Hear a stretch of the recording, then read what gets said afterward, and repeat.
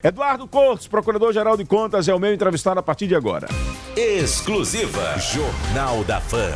Entrevista. Voltando de férias e já batendo ponto, doutor Eduardo. Muito bom dia. Bom dia, Narciso. Uma satisfação estar aqui com vocês hoje na Fam FM. Satisfação toda nossa. Doutor Eduardo, para que as pessoas que estão nos ouvindo, elas possam compreender, qual é o papel do Ministério Público de Contas, que é um órgão vinculado ao Tribunal de Contas, não é isso? Isso. O Ministério Público de Contas é um órgão que é fiscal da lei nas matérias de competência do Tribunal de Contas do Estado de Sergipe. Então, enquanto o Ministério Público do Estado de Sergipe é uma instituição que trabalha junto ao Judiciário, né, nas suas funções cíveis e criminais, o Ministério Público, junto ao Tribunal de Contas, é um órgão do Tribunal de Contas, né, que funciona em todos os processos de fiscalização, de prestação de contas, é ouvido obrigatoriamente. Além disso, tem um papel de oferecer representações, de apurar irregularidades, receber denúncias. Então, o nosso papel é um papel jurídico, nós somos formados por procuradores, né, a carreira de 5 membros, atualmente estamos com vagas em 3 cargos, né, estamos em fase de concurso público, então hoje temos eu como Procurador-Geral de Contas e o meu colega João Augusto Bandeira de Mello, e nós somos obrigatoriamente ouvidos, participamos das sessões do tribunal, né, somos concursados, né, então atuamos com independência funcional e de forma técnica, junto com os demais auditores, servidores do Tribunal de Contas, né, e junto ao colegiado do tribunal. O senhor já me respondeu, então, uma pergunta que eu iria fazer, porque me preparando para esse nosso encontro, quando eu acessei ao site do Ministério Público de Contas, são 2 membros, eu digo, como dar conta de tanto trabalho com apenas 2 membros? Então, tem um concurso sendo feito aí. Em andamento. Em andamento nós estamos já. numa fase muito, particularmente sobrecarregada nesse momento, Sim, em razão de aposentadorias, né, da saída de um dos membros para compor o conselho, que foi o Dr. Luiz Alberto Menezes. Então, mas estamos na expectativa que em breve teremos novos colegas para nos ajudar, porque não tem sido fácil, de fato. Imagino. Falando um pouco também dessa sua atuação, qual a sua visão sobre a mudança recente com relação à aprovação de contas dos entes públicos, né? O que é que efetivamente mudou com essa decisão do STF e um alerta que fica aí para os gestores municipais? Quem é que tem mais poder agora? É o Tribunal de Contas? É a Câmara de Vereadores? O que é que efetivamente a gente pode esclarecer para as pessoas? Na realidade, assim, de forma muito mais acessível, que nós temos a Constituição prevê que o Tribunal de Contas tem competências para julgamento de contas públicas. No caso de ordenadores de despesas, que são os secretários de Estado, né, os presidentes de câmaras, enquanto também gestores, né, da gestão interna da Câmara, também prestam contas ao Tribunal de Contas, secretários, enfim, estaduais, municipais, todos eles prestam anualmente contas ao tribunal e, em relação a isso, o tribunal faz efetivamente um julgamento, né, inclusive regular ou irregular, e aplica, quando é o caso, multa. Né? Essas decisões podem levar, quando há condenação em situações mais graves, né, de ressarcimento erário, e existe um dolo, seja uma intenção, naquela conduta, levar à inelegibilidade, inclusive, do gestor, né, junto à Justiça Eleitoral. Nos casos das contas, que a gente chama contas de governo, que são aquelas contas prestadas pelo chefe do Poder Executivo, né, no caso do Estado e dos municípios, tem um outro procedimento, que aí o tribunal oferece, não um julgamento propriamente dito, mas um parecer prévio. É um parecer que é aprovado pelo colegiado também, pelos conselheiros, a partir das análises feitas pelos auditores, e esse parecer é levado ao legislativo. Né? No caso do legislativo estadual, o legislativo estadual aprova ou rejeita as contas de acordo com o que está lá no parecer do tribunal. Ele pode aprovar ou concordar ou discordar do parecer do tribunal. No caso da Câmara, né, dos vereadores, tem um quórum qualificado, um quórum diferenciado, né, para aprovação ou rejeição daquilo que o Tribunal de Contas está propondo. Né? Mas, de qualquer forma, o tribunal não julga. Né? O que eu quero enaltecer é que o tribunal apenas oferece um parecer prévio. Né? E, nesse sentido, continua, digamos, o tribunal reafirma essa competência que já está prevista na Constituição. E o que ficou mais claro recentemente é de que houve uma certa confusão, mas está claro que o Tribunal de Contas, quando as condutas dos prefeitos, por exemplo, que realmente são de atos de gestão, de ordenação de despesa, e o tribunal verifica irregularidades, o tribunal pode sim julgar, aplicar multa, ressarcimento erário, e isso pode gerar a sua improbidade administrativa, a sua inelegibilidade, caso também a Câmara de Vereadores, né, aprove aquela situação. entendeu? Ela pode... A inelegibilidade está ligada ao julgamento da Câmara de Vereadores, mas a aplicação de multa, condenação e ressarcimento, essa não.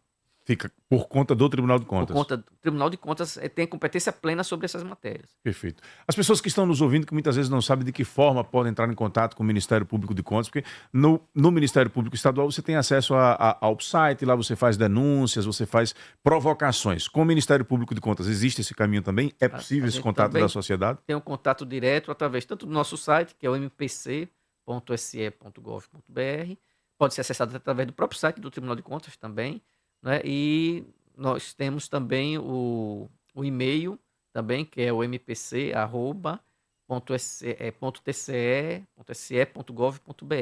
Enfim, o site eu acho que é o mecanismo mais rápido, digamos assim. Inclusive pelo próprio site do tribunal já tem a logo do MPC. Doutor Eduardo, o Eldro ele pergunta aqui, os prefeitos e prefeitas são julgados e julgadas pelas prestações de contas de gestão? Porque ele só falou de secretários e secretárias. Isso, nós temos a situação do julgamento das contas, no caso, quando eles são ordenadores de despesas, né, os prefeitos também são julgados e recebem também sanções pelo próprio Tribunal de Contas. Perfeito. Com relação aos recursos da DESO, como é que está esta investigação? O que é que efetivamente já foi descoberto? É possível já darmos publicidade a quais nomes de prefeituras onde foram identificadas irregularidades? Pois não, Narciso. Então vou contextualizar um pouco. Desde o ano passado que o Tribunal de Contas e o Ministério Público de Contas, em particular, tem se debruçado sobre essa questão, já na licitação da concessão do serviço de saneamento, que foi regionalizado no estado de Sergipe. Nós tínhamos uma preocupação e foi alertado no parecer nosso do Ministério Público de Contas daquele processo, dos recursos públicos que ingressariam para o Estado e para os municípios, e a nossa preocupação sobre a aplicação daqueles recursos. A lei complementar estadual que autorizou a concessão, ela prevê a aplicação daqueles recursos em determinadas finalidades, quais sejam investimentos em infraestrutura, em obras de infraestrutura, projetos ambientalmente sustentáveis e pagamento de precatórios.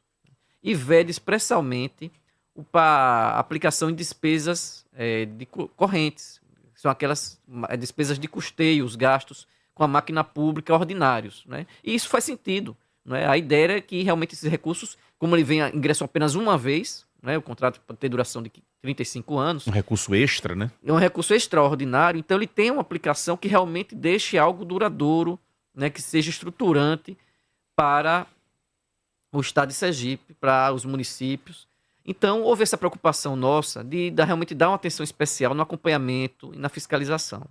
Então, desde o início, o Tribunal de Contas emitiu uma orientação técnica, né, antes mesmo do recebimento desses recursos, que foi encaminhada a todos os municípios, né? E eu mesmo, enquanto procurador-geral, fiz alertas na sessão do Pleno, foi dado ampla publicidade a importância de aplicar com cautela, obedecendo às finalidades previstas na lei, né?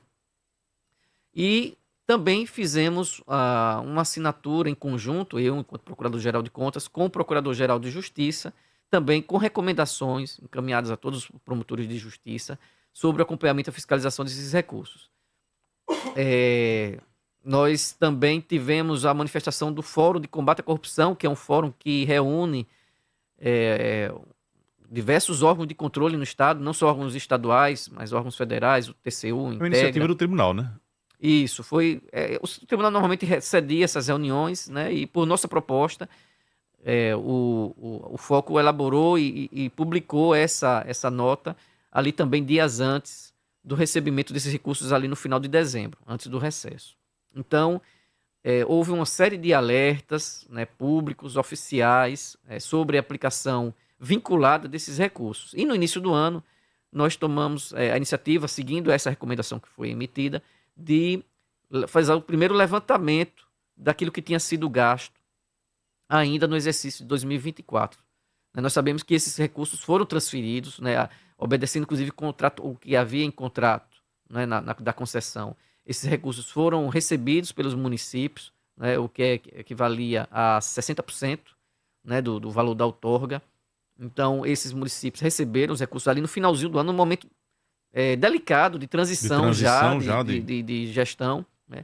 E nosso olhar se deu especialmente ali no início desse ano, para que olhássemos o que aconteceu nesses primeiros dias. E aí nós recebemos as informações, a maioria dos municípios encaminharam, né, as informações detalhadas. Um dos aspectos que nós tínhamos recomendado era que fosse obedecido um plano de aplicação, quer dizer, o município realmente planejasse a aplicação desses recursos, né, então formalizasse um plano de aplicação que tivesse compatibilidade. Para evitar que ele entrou na conta e sair gastasse de qualquer gastando maneira de forma indiscriminadamente. irrefletida. Exatamente. Infelizmente, apesar dessas recomendações, eu tenho que dizer que nós constatamos, né, nesse levantamento inicial, né, cerca de 13 municípios, né, que não se ativeram àquilo que foi recomendado. Né? Então, a partir desse levantamento inicial, nós fizemos um mapeamento, digamos assim, de riscos, né, do que deveria ser priorizado, e nós entendemos que esses municípios deviam ser priorizados no tratamento, no encaminhamento que deveria ser feito ao Tribunal de Contas, também em conjunto, sempre em comunicação com o Ministério Público do Estado de Sergipe, já que nós tínhamos esse trabalho de forma articulada e interinstitucional.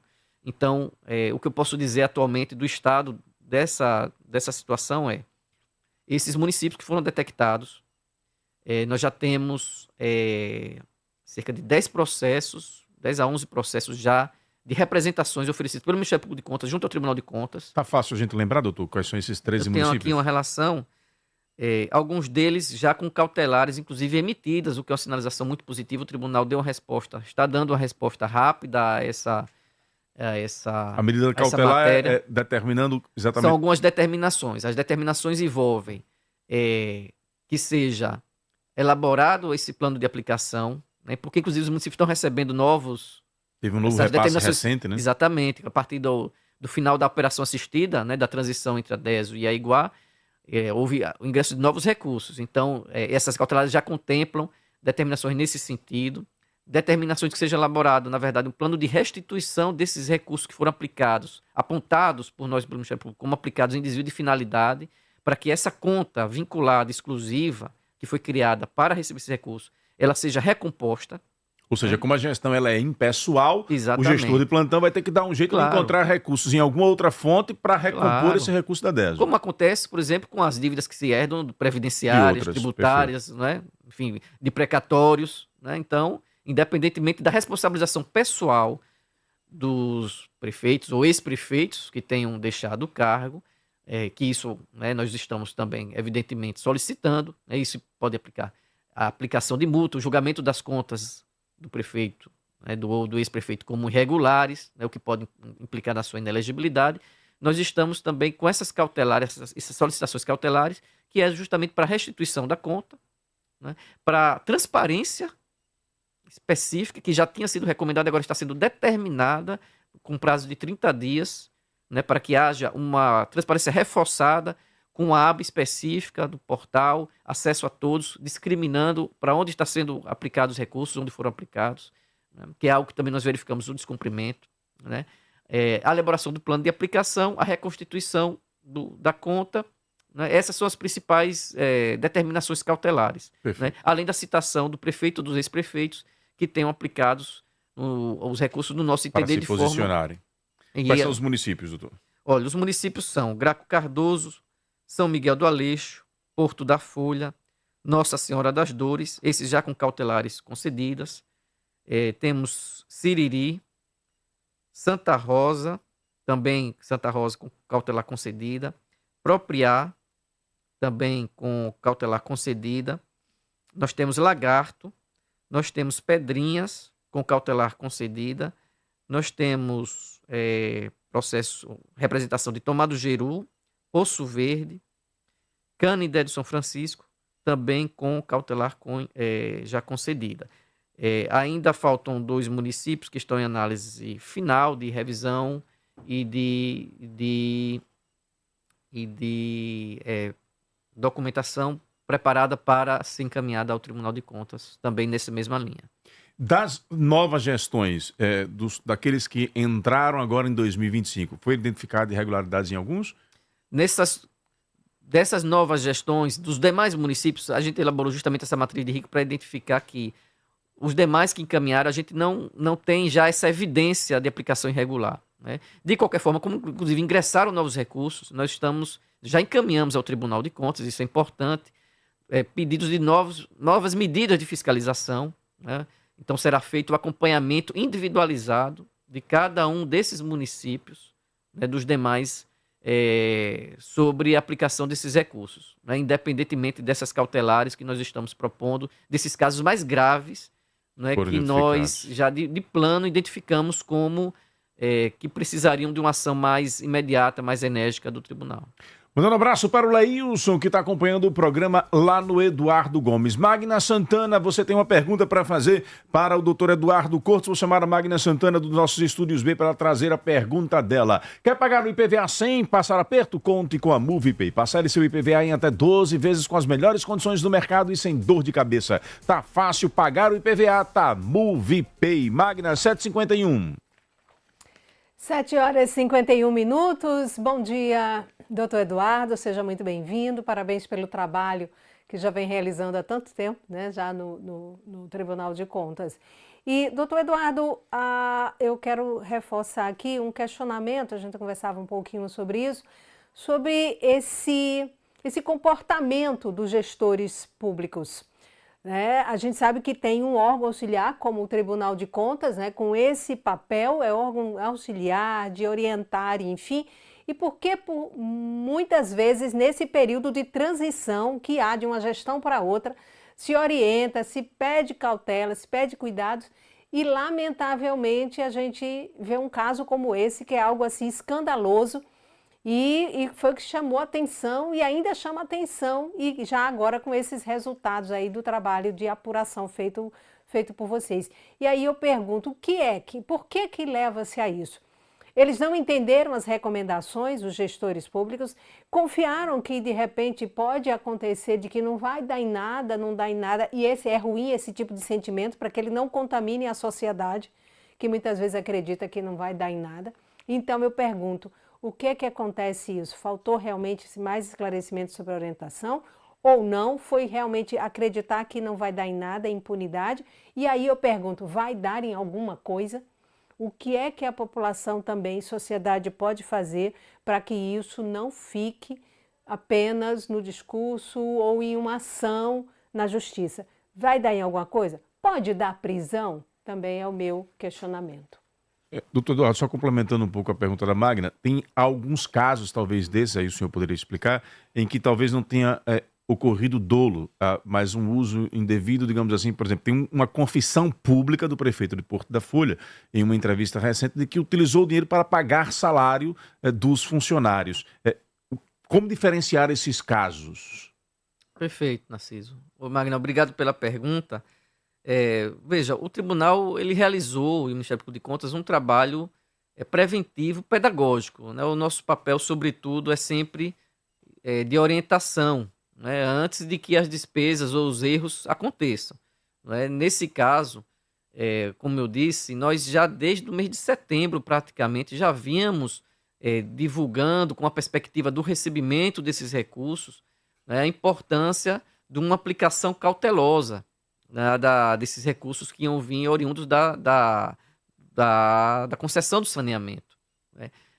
Vai ser oportunizado a esses gestores a defesa, a oportunidade de dizer o porquê aplicou daquela forma, se não aplicou, mas por que aplicou então, por exemplo, pagando folha de pagamento, né, quando isso estava expressamente proibido pela legislação que autorizou a concessão, e quando o tribunal já tinha emitido orientação técnica, entre outras coisas, dizendo justamente que não poderia ser pago folha de pagamento, né, os salários, né, isso tem que ter um planejamento, um recurso já reservado para isso. Essa receita extraordinária é algo que tinha que ser aplicado para garantir para as próximas gerações, inclusive, né, algo estruturante para o município, né? Não se pode gastar pelas gestões vindouras, né? Esse recurso pertence não para quem estava finalizando uma gestão, mas para os que estavam vindo, os que virão, né? É uma receita extraordinária. Então, nós vamos ainda ter a oportunidade de ouvir esses gestores, né? não há aqui presunção de culpabilidade, mas uma constatação, né, de indícios, inclusive com confissão, como bem mencionado aqui, de que, em alguns casos, isso realmente, não vou dizer que foi a maioria, mas nós temos aí 13 já detectados e pode ser que hajam outros, né? Pode ser que hajam outros, de que esses recursos não foram aplicados dentro da finalidade. Houve dolo?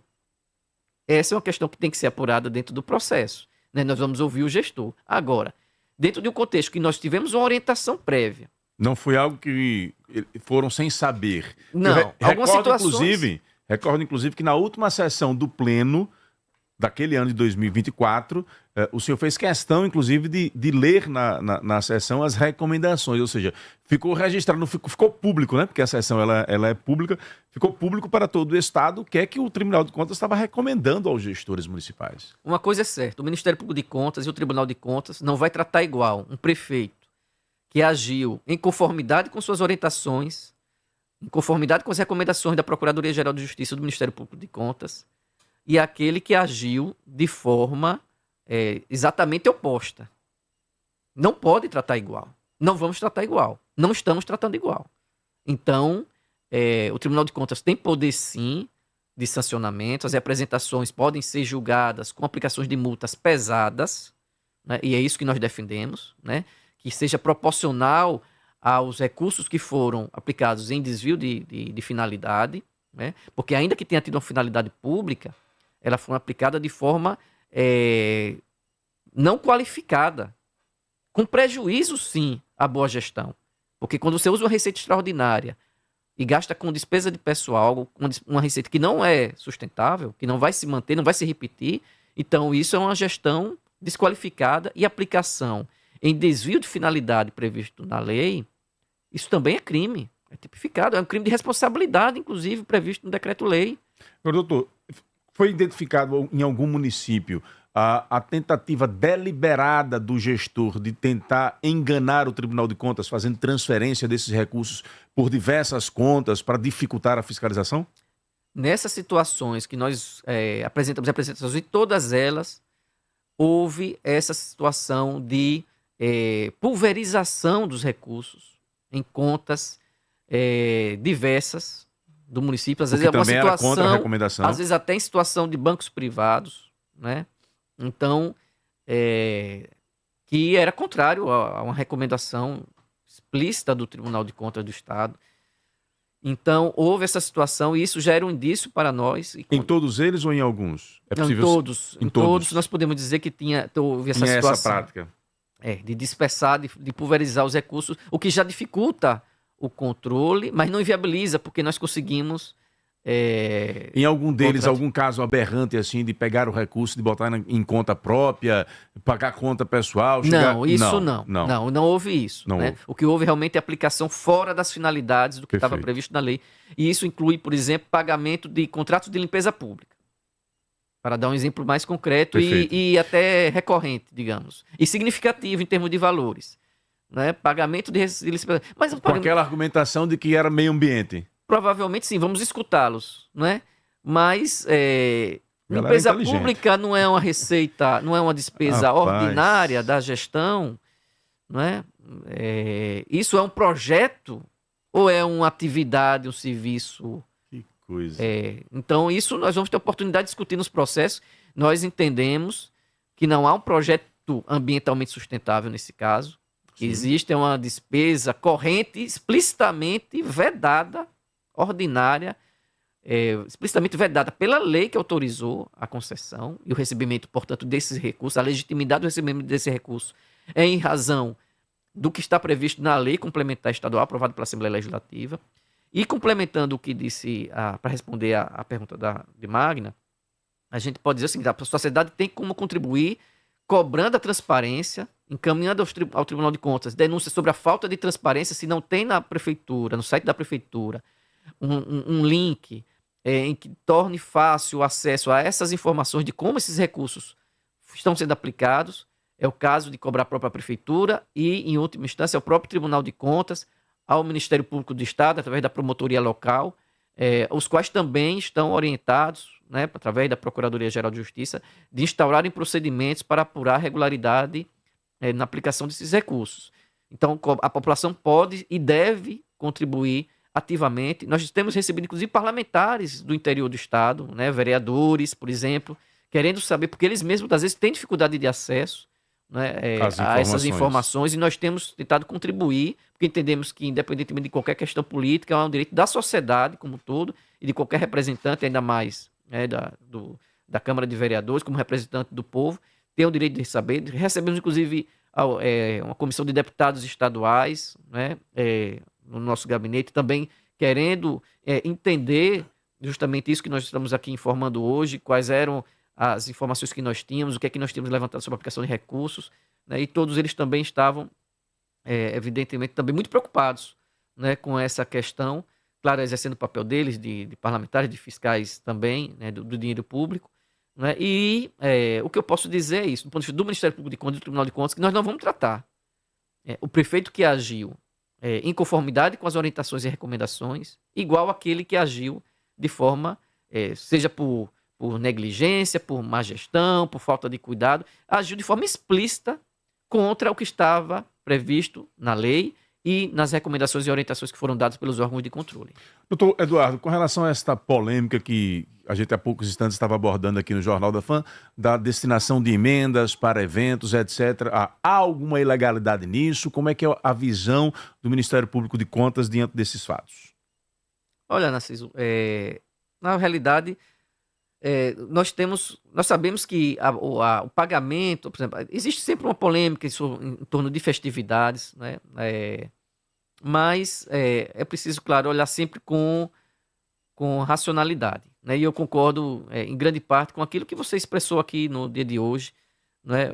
Nós temos aí várias camadas nessa discussão, né? O próprio papel das emendas parlamentares, que hoje está discutido, inclusive no âmbito do Supremo Tribunal Federal, né? Da transparência da aplicação dessas emendas, né? É algo que nos preocupa também, enquanto órgão de controle, né?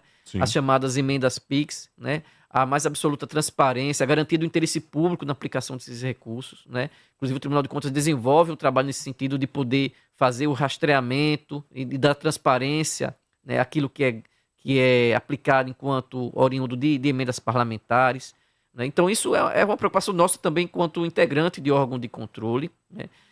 Mas sabemos que não há ilegalidade puramente dita. Então o Tribunal de Contas, por exemplo, não tem um papel de dizer que não vai gastar ou que vai gastar, tem um papel sim de avaliar, de dar informações qualificadas à sociedade para que a sociedade tenha conhecimento, né, daquilo que está sendo feito com o dinheiro público, né? Então, aí existem várias camadas, como eu disse, essa questão da questão das emendas, a questão das políticas culturais, né, e da avaliação realmente da efetividade, da eficácia dessas despesas que estão sendo realizadas. Eu acho que é um papel que o Tribunal de Contas tem que cada vez mais avançar, né? A gente tem feito um papel, por exemplo, na questão da transparência. O Tribunal hoje ele tem um portal lá no seu observatório de despesas que trata da questão das festividades, então isso já busca também dar uma maior transparência para que a sociedade tenha controle e possa refletir e debater na esfera pública justamente a legitimidade dessas despesas, né? Então, nosso papel é justamente de tentar garantir a transparência, de verificar, claro, em cada procedimento específico, a regularidade de como essa despesa foi processada, né, e buscar, evidentemente, uma qualificação desse debate, né, com informações de fato verídicas, né, e dar transparência ao que está sendo feito com o dinheiro público. O Alves Data diz aqui, pergunta ao doutor Eduardo com relação à Prefeitura Municipal de Aracaju, no caso da anulação de licitação do transporte público e contratação de obras e serviços sem licitação. Já há alguma coisa nesse sentido por parte do Ministério Público de Contas? Em relação ao transporte público, no final do ano passado, nós emitimos um parecer que, em essência, foi aprovado pelo colegiado do Tribunal de Contas, também apontando irregularidades naquele procedimento licitatório que estava em curso, né? A partir daí, houve um outro avanço já na nova gestão de anular o procedimento, né? Algo que o Tribunal de Contas não tinha feito efetivamente, que seria a anulação, né, do contrato, até porque já havia um contrato firmado, né? Então, atualmente nós não... essa situação, né? Nós não temos o procedimento licitatório que havia, o tribunal apontou, inclusive com relatório da auditoria, parecer do Ministério Público de Contas, que havia irregularidades graves, né? E a atual gestão, né, a informação que nós temos é que realmente decidiu fazer a anulação não é? Mas não há nenhuma nova atuação do tribunal nessa parte do transporte público atualmente. Perfeito. Doutor Eduardo, quero agradecer sua presença aqui por essa qualificada entrevista, pelos esclarecimentos que a gente está dando aqui. O Pajaú, que é vereador lá em Dores, né? Ex-vereador, né? Ele manda aqui a pergunta, mas a pergunta o senhor já respondeu. O que é que pode acontecer com os gestores? Segundo ele aqui em Dores, o ex-gestor utilizou os recursos em 72 horas. O que é que pode acontecer com eles? Inclusive, Dores está na lista aqui dos municípios que o senhor citou, com as providências que estão sendo tomadas. Quero lhe agradecer e desejar aí um bom retorno de férias, com muito trabalho pela frente. Conto sempre com esse espaço da imprensa para poder interagir com a sociedade sergipana. Obrigado, Narciso. Quero agradecer esse espaço, parabenizar pelo seu trabalho qualificado aqui de debate público que você faz na FAM-FM. Obrigado. E também aproveitar essa oportunidade rapidamente para fazer um convite à sociedade sergipana, tem um evento gestores. importante, né? Essa semana nós estamos organizando Tribunal de Contas, Ministério Público de Contas, um evento no auditório do Tribunal de Contas, que a inscrição é aberta a toda a sociedade sergipana, que é relacionada a políticas públicas e sustentabilidade. Então nós vamos discutir diversos temas, por exemplo, como a desertificação, a questão da gestão do lixo, dos resíduos sólidos, né, a economia circular, a questão do desenvolvimento de cidades sustentáveis, política urbana, recursos hídricos, agricultura sustentável. Então, é uma pauta bem diversificada, abrangendo vários aspectos de políticas públicas relacionados ao meio ambiente. Teremos participação de conselheiros de fora do Estado, que são de outros tribunais de contas, procuradores de contas, auditores, professores da Universidade aqui Federal do Sergipe, parlamentares, enfim, está bem representativo. É na quinta-feira, no dia 17, pela manhã, e no dia 18, pela manhã também. As inscrições estão abertas no site do Tribunal de Contas, e dá direito à participação a um certificado também. Então, eu convido a todos a se inscreverem e a participarem. Inscrição gratuita, tem taxa? Não, a inscrição é gratuita e tem a participação efetiva dá direito a um certificado de extensão. Muito bacana. Então vamos lá participar aí para podermos aumentarmos o conhecimento sobre sustentabilidade, que é o tema do momento da humanidade. Inscrição no site do Tribunal de Contas. Perfeito. Doutor Eduardo, muito obrigado. Eu que agradeço, Narciso. Um abraço. Pai, obrigado pela presença aqui, por ter, ao longo desse tempo, pacientemente acompanhado os nossos pedidos aí para tentar trazer o doutor Eduardo, que, claro, queria vir no momento correto, quando já tivesse com todas as informações bem redondinhas na mão, e a gente compreende, claro, pela responsabilidade pública que tem de dar informação à sociedade.